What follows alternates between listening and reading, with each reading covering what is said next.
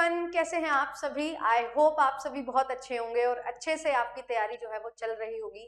Exam बहुत करीब है और इस बार एग्जामिनेशन में बहुत नई चीजें हैं जो पूछी गई। अभी सितंबर में जो रीनेट एग्जामिनेशन हुआ और उसी को ही ध्यान में रखते हुए आज मैं आपके लिए एक इम्पॉर्टेंट और बहुत एक नया सेशन जो है वो लेके आई हूँ, जिसमें हम बात करेंगे स्टैट्स की।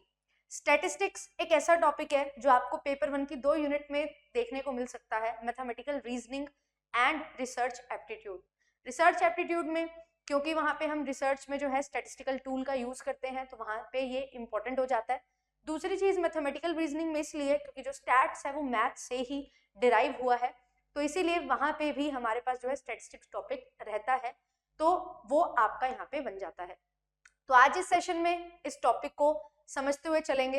ब्रीफली मैं आपको जो है चीज़ों को एक्सप्लेन करते हुए चलूंगी सो दैट जो पेपर में क्वेश्चंस बन रहे हैं और किस तरीके से वो चीज़ें आपसे पूछी जाती हैं वो आप अच्छे से समझ सकें एंड अपना जो क्वेश्चन है उसको बहुत अच्छी तरीके से सॉल्व कर सकें। तो पेन पेपर लेके बैठ जाइए, फटाफट से लाइक एंड शेयर कर दीजिए वीडियो को सभी के साथ। जो भी बच्चे इस पर्टिकुलर टॉपिक में उलझ रहे हैं या समझ नहीं आ रहा कि क्या कैसे होता है, तो वो सारी चीजें इस सेशन में आपको देखने को मिलेंगी और हर चीज आपको समझ आ जाएगी।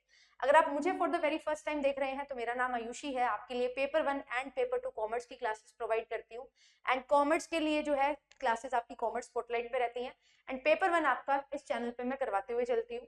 क्लासेस की पीडीएफ आपको JRF अड्डा एप्लीकेशन पे मिल जाती है, तो एप्लीकेशन को डाउनलोड करिए एंड साथ ही साथ जो डेली बेसिस पे आपकी क्लासेस हो रही है उनको जो है पीडीएफ्स को आप डाउनलोड कर लीजिए। टेलीग्राम चैनल है जहाँ पे आप ज्वाइन कर सकते हैं। These are the official handles जहाँ पे आप JRF अड्डा के साथ ज्वाइन कर सकते हैं और मॉक टेस्ट हैं, क्रैश कोर्स हैं जो आपके लिए आ चुके हैं। तो अगर आप प्रीवियस ईयर की बुक लेना चाहते हो, क्रैश कोर्स बाय करना चाहते हो, टेस्ट सीरीज बाय करना चाहते हो, तो पूरा सिलेक्शन पैक है जो आपके लिए बना दिया गया है। दीज आर दी ऑफरिंग्स जो लास्ट के 1 महीने में 25 दिन में आपको हेल्प कर सकते हैं। तो चलिए ज्यादा टाइम को वेस्ट ना करते हुए करते हैं सेशन को स्टार्ट। बट उससे पहले एक और चीज बता दूं कि अभी फिलहाल फाइनल कोड आप यूज कर सकते हैं to get 15% discount on every subscription और on courses and test series. और साथ ही साथ आपके लिए यूट्यूब पे भी क्लासेस चल रही हैं, तो बहुत अमेजिंग तरीके से आपकी जो रिविजन है वो आपको करवाई जा रही है और आप लोग जो है बहुत अच्छे तरीके से अपना सिलेक्शन ले सकते हो रेगुलर क्लासेस को रिवाइज करके। तो मैं अपना टाइम बता दूं एक बार क्लास को स्टार्ट करने से पहले। पेपर 1 का टाइम जो है वो मेरा 8:30 AM रहता है ना, 8:30 बजे रहता है सुबह। और पेपर 2 की अगर मैं बात करूं तो मेरा 6 PM टाइम रहता है, ठीक है। और चैनल है कॉमर्स स्पॉटलाइट। तो कॉमर्स के जो भी बच्चे हैं वो ये मत सोचिए कि कॉमर्स की क्लासेस नहीं होती है क्या। कॉमर्स की क्लासेस बहुत जोरों शोरों से हो रही है और सबसे बढ़िया तरीके से आपके लिए जो है क्लासेस लेके आई जा रही है, तो आप लोग रेगुलर क्लासेस को ज्वाइन कर सकते हैं। तो चलिए अभी जो है सेशन को स्टार्ट करते हैं और मोस्ट इंपॉर्टेंट सेशन जो है हमारा स्टैटिस्टिक्स पे बेस्ड, इसको कंटिन्यू करते हुए चलते हैं। और ये जो स्टैट्स है ये कैसे यूज होती है, देखो मैथ से स्टैट्स निकली है और फिर स्टैट्स में हम रिसर्च भी पढ़ते हैं ना, रिसर्च में भी स्टैट्स का यूज करते हैं। बेसिकली स्टैट्स इन रिसर्च होता है और स्टैट्स एक अलग पूरा डोमेन है। तो यहाँ पे ये क्या है, ये एक्स बार जो होता है इसको हम क्या बोलते हैं, मीन। मीन को शो किया जाता है एक्स बार से एंड स्टैंडर्ड डेविएशन जो होता है वो क्या होता है, वो होता है हम सिग्मा से डिनोट करते हैं। तो मीन और स्टैंडर्ड डेविएशन इनका मतलब क्या है, mean is total number of observation by sum of observation by number of observation. Standard deviation कि जो हमने मीन वैल्यू निकाली और जो हमारी एक्स वैल्यूज हैं, जैसे हमारे पास ये दिया हुआ है एक्स की वैल्यूज दे रखी है 1 2 3 4 5, मीन निकल के आया 3, तो ये जो वैल्यू है ये मीन से कितनी दूर है, ये होता है स्टैंडर्ड डेविएशन, है ना। ये एक वैल्यू 3 से कितनी दूर है, 2 कितनी दूर है, 4 कितना दूर है, 5 कितना दूर है मीन वैल्यू से, that is known as standard deviation. तो यहाँ पे हम निकालते हैं कि हमारा डेटा जो है वो कंसिस्टेंट है या नहीं, उसके लिए हम निकालते हैं कोफिशिएंट ऑफ वेरिएशन। अब जब हमारे पास ये जो स्टैंडर्ड डेविएशन है ना, ये एक एब्सोल्यूट मेजर है फाइंड करने का कि हमारे पास जो मीन वैल्यू है उससे कितनी वैल्यू दूर है हमारी, और इसमें हमारे पास रिलेटिव मेजर्स भी होते हैं। तो जो स्टैंडर्ड डेविएशन है उसका जो absolute major, basically absolute major में हम मेजर ऑफ डिस्पर्जन पढ़ते हैं, उसमें हमारे पास एब्सोल्यूट और रिलेटिव मेजर्स होते हैं। तो यहाँ पे एक रेंज आता है जहां पे लोअर वैल्यू और हायर वैल्यू का फर्क देखा जाता है, highest value minus lowest value. इनका रिलेटिव मेजर भी होता है, तो जैसे रेंज है इसका एब्सोल्यूट मेजर क्या है, highest value minus lowest value, पर अगर मेरे को इसका रिलेटिव मेजर निकालना है तो highest value minus lowest value by highest value plus lowest value में करती हूँ। ठीक है, ऐसे ही हमारे पास क्वार्टाइल डेविएशन होता है, मीन डेविएशन होता है और स्टैंडर्ड डेविएशन होता है। सबसे ज्यादा इंपॉर्टेंट स्टैंडर्ड डेविएशन क्यों होता है, क्योंकि सबसे बेस्ट मेजर है ना, dispersion spread between the data find करने के लिए। तो इसका जो फॉर्मूला है वो क्या होता है, x माइनस एक्स बार का square sigma x minus x bar square by n और इसका रूट। ये स्टैंडर्ड डेविएशन का फॉर्मूला है बेसिक, कि अगर मुझे यहाँ पे स्टैंडर्ड डेविएशन निकालना है तो मेरे पास ये x वैल्यूज है, इसका मैं मीन निकालूंगी। मीन कितना आएगा, sum of observation by number of observation, 15/5 3 आ गया। तो यहाँ पे देखेंगे डिफरेंस माइनस का 2 -1 0 1 2, इसका स्क्वायर करेंगे x माइनस एक्स बार, यहाँ पे मैंने x माइनस एक्स बार किया, इसका स्क्वायर करेंगे कितना आ जाएगा 4 1 0 1 4, इसका सम करेंगे 10। तो यहाँ पे फॉर्मूला क्या है, सिग्मा x माइनस एक्स बार का स्क्वायर बाय n और इसका रूट करना है, तो 10/5 रूट, तो रूट 2 जो है 1.41, ये क्या आ गया स्टैंडर्ड डेविएशन, ये क्या आ गया मेरे पास स्टैंडर्ड डेविएशन। तो ये स्टैंडर्ड डेविएशन निकलता है। बट जो स्टैंडर्ड डेविएशन का रिलेटिव मेजर है उसको बोला जाता है coefficient of variation, coefficient of variation. और ये जो कोफिशिएंट ऑफ वेरिएशन है कैसे निकलता है, स्टैंडर्ड सीवी बोलते हैं इसको, standard deviation by mean into 100। ये क्या है, ये हमारा कोफिशिएंट ऑफ वेरिएशन है। और सबसे ज्यादा क्वेश्चन यहां से ही आते हैं, ये इतना बड़ा नहीं आएगा, ये आता है सीधा, और यही क्वेश्चन आपके पास आया है। आपको यहाँ पे मीन और स्टैंडर्ड डेविएशन दे रखा है, आपको यहाँ पे कोफिशिएंट ऑफ वेरिएशन को इंक्रीजिंग ऑर्डर में लगाना है, मतलब सबसे कम कोफिशिएंट ऑफ वेरिएशन, फिर उससे ज्यादा और सबसे ज्यादा। तो यहाँ पे सॉल्व करेंगे इसको, सीवी कैसे निकलेगा, फर्स्ट केस में standard deviation by mean into 100, तो 2.8/14 इंटू 100, तो यहाँ पे कितना बनेगा 280 डिवाइडेड बाय 14, सॉल्व करोगे 20 आ गया। यहाँ पे देखो 1.5/9 इंटू 100, तो 150 डिवाइड करेंगे 9 से, तो सॉल्व करोगे इसको कितना बनेगा, 3 पे जाएगा, ये 50 पे चला जाएगा, 50/3 कितना बनेगा 50/3, 3 1 जा 3 20 16.67। तीसरा केस देखो, इसको सॉल्व करो आप, इस केस में कितना आएगा सीवी और इस केस में कितना आएगा बताओ, दो मैंने आपको कैलकुलेट करके दिखाए। सीवी का फॉर्मूला क्या है, standard deviation by mean into 100, ये क्या है, एक रिलेटिव मेजर है स्टैंडर्ड डेविएशन को फाइंड करने का, डिस्पर्जन को फाइंड करने का। तो यहाँ पे फॉर्मूला आपके पास है, उस फॉर्मूला से आपने वैल्यू निकालनी है। फॉर्मूला क्या है, standard deviation by mean into 100। याद रखना पेपर में ये फॉर्मूला भी आता है, और जिनके पेपर 2 में स्टैट्स आती है, जैसे कि commerce, economics, management, mainly numericals भी आते हैं जहाँ पे, वहां से ही ये क्वेश्चन बनते हैं। उन्हीं शिफ्ट में सबसे ज्यादा क्वेश्चन बनते हैं, बाकियों में भी पूछे जाते हैं, ऐसी कोई बात नहीं है, पर वो ज्यादा ध्यान रखें इसका।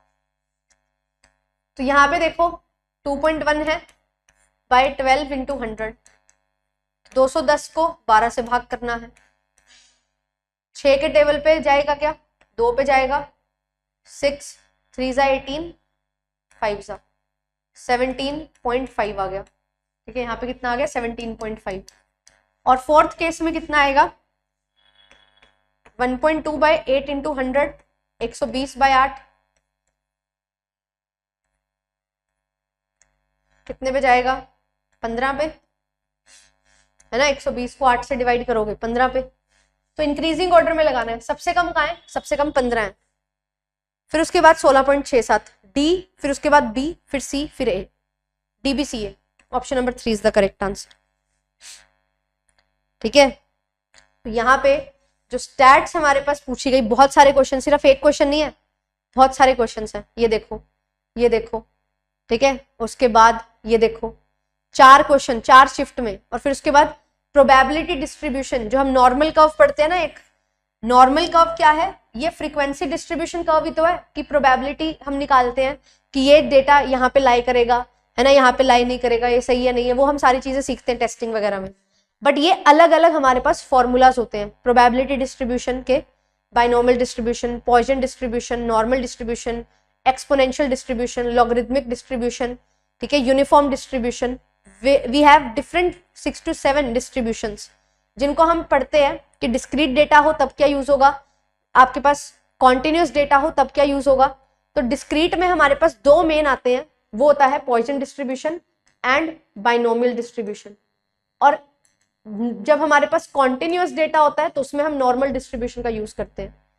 तो कैसे यहाँ पे आपके पास नंबर ऑफ ट्रायल्स और प्रोबेबिलिटी ऑफ सक्सेस के बेसिस पे ये बता रखा है कि बर्नौली डिस्ट्रीब्यूशन में क्या वैल्यू रहेगी, आपकी पॉइसन डिस्ट्रीब्यूशन में क्या वैल्यू रहेगी, यहां से सवाल आते हैं।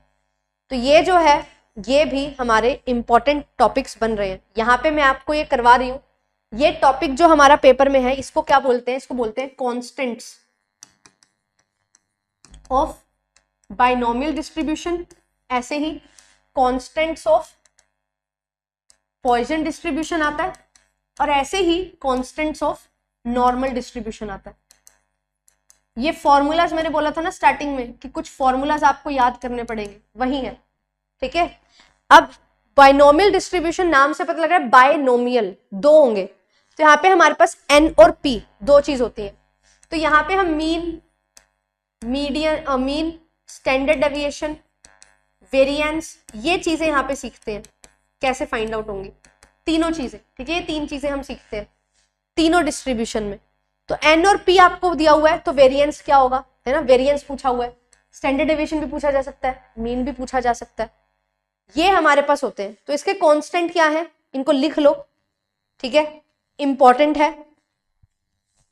n क्या होता है, कितने ट्रायल्स हैं आपके पास, p है कि उस ट्रायल में सक्सेस के चांसेस क्या है। मैं बोलती हूं मैंने एक डाइस को रोल किया एंड मेरे पास, मैंने एक कार्ड को ड्रॉ किया फॉर एग्जाम्पल, और मेरे पास प्रोबेबिलिटी जो है वो 0.3 है, यानी कि 3/10 है एक चीज के आने की।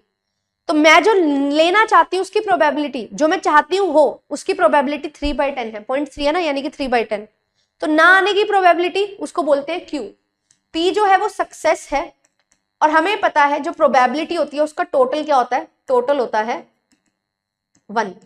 तो फेलियर के चांस क्या हो जाएंगे, फेलियर को Q से शो किया जाता है 0.7, 1 में से 0.3 माइनस होगा 0.7 आ जाएगा। तो यहाँ पे n और p ये दो मेन पैरामीटर्स हैं बाइनोमियल डिस्ट्रीब्यूशन के, और q कैसे निकलता है 1 माइनस p करके। तो यहाँ पे अब इनका मीन, स्टैंडर्ड डेविएशन और वेरिएंस कैसे निकलता है।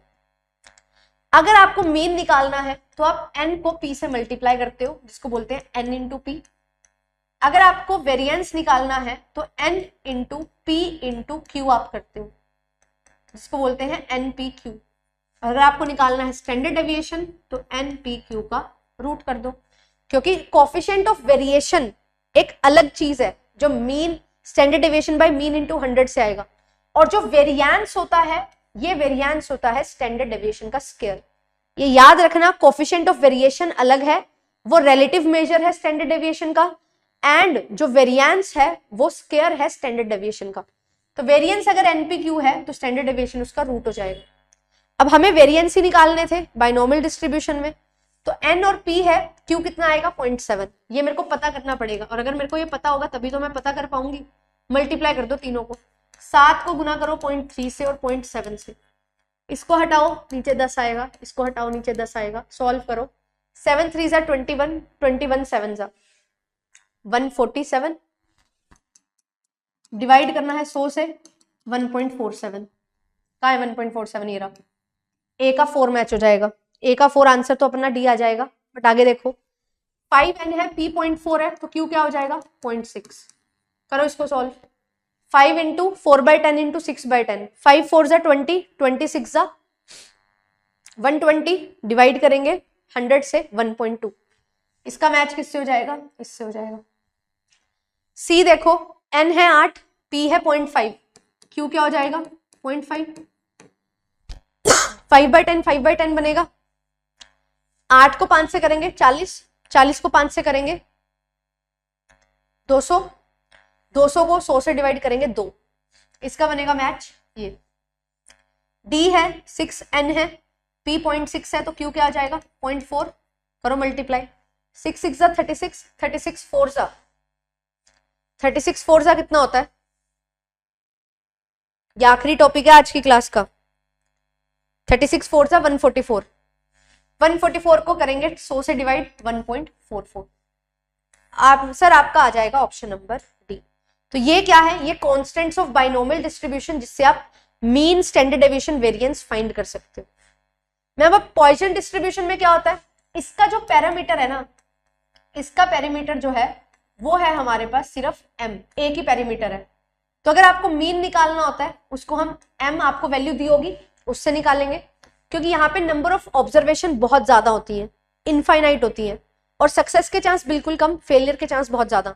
जैसे कि आपको हेयर फॉल देखना है तो हेयर तो इतने सारे हैं, हेयर फॉल चेक करना है तो पॉइसन डिस्ट्रीब्यूशन लगता है। आपको वो होता है ना, जैसे कितने रोड पे एक्सीडेंट हो रहे हैं वो देखना है। अब रोड पे इतने सारे व्हीकल चलते हैं, एक वीक में कितने एक्सीडेंट हो रहे हैं, तो सक्सेस के चांस बहुत कम, फेलियर के बहुत ज्यादा, इनफाइनाइट ट्रायल है। तो वहां पे मीन जो है वो m होता है, और ये लैम्डा से भी यूज होता है। इसका जो डिनोशन है वो लैम्डा से भी आता है। तो अब इसका स्टैंडर्ड डेविएशन अगर मुझे देखना है तो वो रूट m होता है, क्योंकि इसमें क्या होता है, जो वेरिएंस और मीन है वो बराबर होते हैं। यहाँ पे मीन जो है वो बराबर होता है वेरिएंस के। अब इससे इन डेप्थ नहीं जाएंगे, इतना ही याद रखना है आपने मैथ्स में। ये याद रखना NPQ क्या है, m क्या है, मीन, ये वैल्यू आपको दी होगी। फिर नॉर्मल डिस्ट्रीब्यूशन में भी हमारे पास जो है यहाँ पे कॉन्स्टेंट्स आते हैं, ठीक है। इनको भी मैं आपको लिखवा देती हूँ। क्या ये समझ आ रहा है कि फॉर्मूला समझ आ रहा है कि मेरे को याद क्या करना है? यानी पैरामीटर समझ आ रहे हैं कि क्या क्या चीजों से हम फाइंड आउट कर सकते हैं। पैरामीटर्स आर कि क्या क्या चीजें मुझे पता होनी चाहिए एक चीज को फाइंड करने के लिए, वो चीज है यहाँ पे। तो बेसिकली आपसे पेपर में यही दो चीजें पूछे जाने के चांसेस हैं, बट कर लेते हैं आगे भी, क्या पता पूछ लिया जाए, नॉर्मल डिस्ट्रीब्यूशन और पॉइजन भी। तो पॉइजन डिस्ट्रीब्यूशन मैंने आपको बता दिया।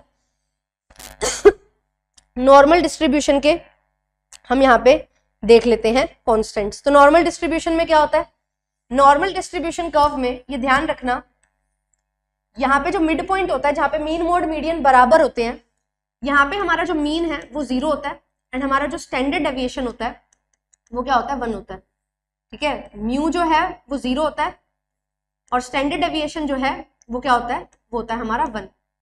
तो यहाँ पे भी इसके जो कॉन्स्टेंट्स हैं वो मीन और स्टैंडर्ड डेविएशन ही रहते हैं बेसिकली। तो मीन जो है वो हम यहाँ पे म्यू और x बार से देखते हैं, ठीक है। और जो हमारा स्टैंडर्ड डेविएशन है वो हमारा स्टैंडर्ड डेविएशन ही होता है, और वेरिएंस जो है वो बेसिकली हम n स्क्वायर को बोलते हैं। ये चीज होती है। तो पेपर में जो चांसेस होते हैं ना वो यहाँ से क्वेश्चन आने के होते हैं, और यहीं से क्वेश्चन आपका बना है, ठीक है। ये चीज आपने ध्यान में रखनी है। और ये भी ध्यान रखना, यहाँ पे हम एरियाज देखते हैं ना, 1 ±1 स्टैंडर्ड डेविएशन पे, +-3 स्टैंडर्ड डेविएशन पे, +-2 स्टैंडर्ड डेविएशन पे कितना एरिया होता है। तो ये याद रखना, म्यू +-1 स्टैंडर्ड डेविएशन पे जो एरिया है 68.27, म्यू +-2 स्टैंडर्ड डेविएशन पे जो एरिया है 95.45%। टोटल एरिया का इतना परसेंट कवर होता है। म्यू +-3 स्टैंडर्ड डेविएशन पे जो एरिया कवर होता है दैट इज 99.72%। ये याद रखना इंपॉर्टेंट है, 72, 73 कुछ भी आप ले सकते हो। ये पेपर में पूछे जाते हैं रीजन्स, ठीक है। बट हमारे पास अभी पेपर में सिर्फ ये पूछा गया है स्टैट्स में। ये बाइनोमियल डिस्ट्रीब्यूशन के कांस्टेंट है, ये पॉइसन डिस्ट्रीब्यूशन के कांस्टेंट है, जहाँ पे एक ही पैरामीटर होता है, ओनली m, मीन। और यहाँ पे मीन और स्टैंडर्ड डेविएशन 2 पैरामीटर होते हैं, और यहाँ पे n और p, नंबर ऑफ ट्रायल्स और प्रोबेबिलिटी ऑफ सक्सेस, ये 2 पैरामीटर्स होते हैं, ठीक है। पॉइसन डिस्ट्रीब्यूशन इसको बोला जाता है, POISSON, ठीक है।